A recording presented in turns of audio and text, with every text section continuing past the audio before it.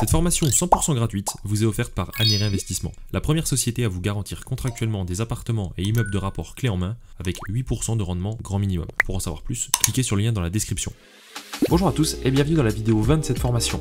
Cette vidéo, elle précède la 21, qui du coup sera la vidéo où je vais vous montrer sur le bon coin comment repérer, pister et trouver des biens à très haut rendement près de chez vous. Sauf que pour aujourd'hui savoir quel rendement il faut viser, il faut bien que vous compreniez qu'avec les taux d'intérêt élevés, il faut avoir un très bon rendement aujourd'hui pour avoir des cash flows positifs. Parce que la réponse au titre de la vidéo, c'est oui, c'est encore possible, mais ça devient difficile et maintenant il faut des rendements, vous allez voir, qui sont souvent supérieurs à 9% brut pour pouvoir avoir du cash flow positif. Pour ceux qui ne connaissent pas trop le domaine ou qui n'ont pas suivi les premières vidéos, le cash flow c'est simplement le reste d'épargne, enfin le reste de trésorerie plutôt, qui vous reste une fois que vous avez encaissé votre loyer, payé vos charges d'exploitation, taxes foncières, copro, etc.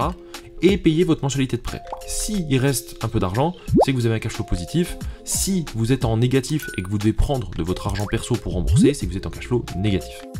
Donc je vais vous montrer aujourd'hui une simulation. Donc par exemple, si vous êtes sur 100 000 euros du coup d'investissement et que vous avez un rendement brut à 9%, je mets directement 9 ici, on voit que vous avez bien 750 euros qui rentrent tous les mois, donc 9% de 100 000 euros annuels divisé par 12 du coup égale 750, et le rendement net, du coup, on retrouve ici, donc ça c'est vos revenus nets.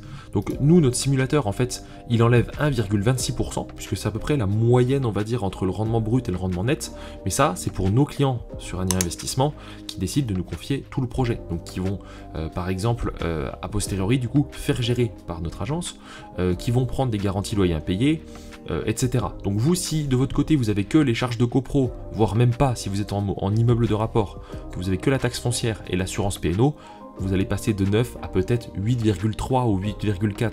Vous n'allez pas être à 7,74. Ok ? Donc ça a son importance. Donc évidemment, plus vous prenez d'intermédiaires, plus le rendement net diminue, plus vous gérez vous-même, plus le rendement net se rapproche du rendement brut, puisqu'il y a moins de charges. C'est logique. Je vais vous montrer, donc du coup, si vous faites un emprunt sur 20 ans, alors au moment où je tourne cette vidéo, si vous êtes sur 20 ans, les taux sont à peu près à 3,95, taux d'assurance, on va être environ sur 0,20, j'en ai parlé dans la vidéo précédente, ça peut être un petit peu plus si vous êtes plus vieux ou que vous avez des problèmes de santé, et là, montant emprunté en banque, du coup, 100 000 euros, imaginez qu'il n'y a évidemment pas d'apport. Ok, donc là, dans l'état actuel des choses, sur 20 ans, sur 100 000 euros empruntés, si vous avez 9% de rendement brut et 7,74 net, vous allez avoir 24 euros de cash flow positif. Donc vous voyez, on n'a pas une grande marge.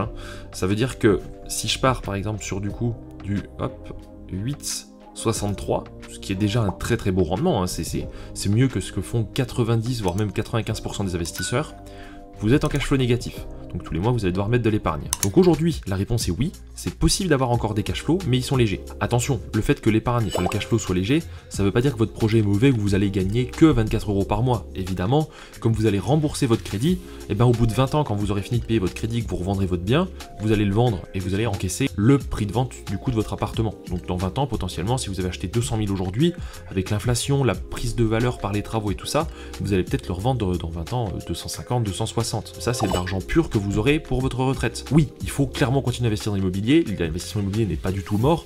Bien au contraire, ça reste une des valeurs depuis l'éternité, depuis la nuit des temps, qui est les plus rentables et les plus certaines dans le temps. Mais c'est simplement que les taux d'intérêt ont fait un peu diminuer, voilà, l'intérêt mensuel. Alors, je vous montre, si là on a juste le taux d'intérêt, et que par exemple, on imaginait que comme il y a quelques années, vous empruntiez à 1,60. Et sur le même projet, sans rien changer d'autre, vous auriez eu 143 euros de cash flow. Donc en gros, on va dire que la montée des taux vous coûte à peu près sur 100 000 euros, 150 euros par mois, vous voyez, ce qui est énorme. Et du coup, pour la même opération, si vous voulez avoir un cash flow neutre, vous pouvez vous permettre d'emprunter jusqu'à 4,39. Si on passe la barre des 4,40 sur 20 ans, alors il faudra plus de 9% brut, ou 7,74 net plutôt, pour avoir du coup du cash flow positif. Si on regarde sur 25 ans, alors je vais laisser 4,40 parce qu'aujourd'hui, sur 25 ans, c'est à peu près le taux au moment où je tourne cette vidéo, donc en septembre 2023, en vigueur. Voilà, donc 25 ans. Donc là, sur 100 000 euros, pareil, rendement brut à 9, etc., vous avez 78 euros de cash flow. Alors, vous vous dites, ah, c'est mieux. Alors, oui et non, parce que vous avez plus de cash flow tous les mois, par contre, votre crédit va durer 25 ans au lieu de 20. Et du coup, si vous revendez dans 20 ans, vous aurez encore un capital restant à rembourser à la banque, et les premières années, du coup, vous allez en fait payer beaucoup plus d'intérêts. Donc, non, c'est pas mieux. Je disais pas ça avant, attention. Mais aujourd'hui, à cause de la montée des taux, limite, il vaut mieux avoir pas de cash flow, voire même un petit cash flow négatif, et rembourser plus vite, parce que ça coûte très cher d'emprunter, que de se mettre sur 25 ans, avoir un petit cash flow positif ou un cash flow neutre et d'avoir des taux d'intérêt plus élevés et des remboursements plus longs. Donc oui, c'est encore possible. Et du coup, dans notre prochaine recherche qu'on va faire sur la vidéo 21, je vais vous montrer comment trouver des biens à haut rendement. Et il faudra aussi que de votre côté, si vous voulez avoir du cash flow positif, que vous cherchiez au moins du 9% brut. Je vous dis à tout de suite pour la prochaine vidéo.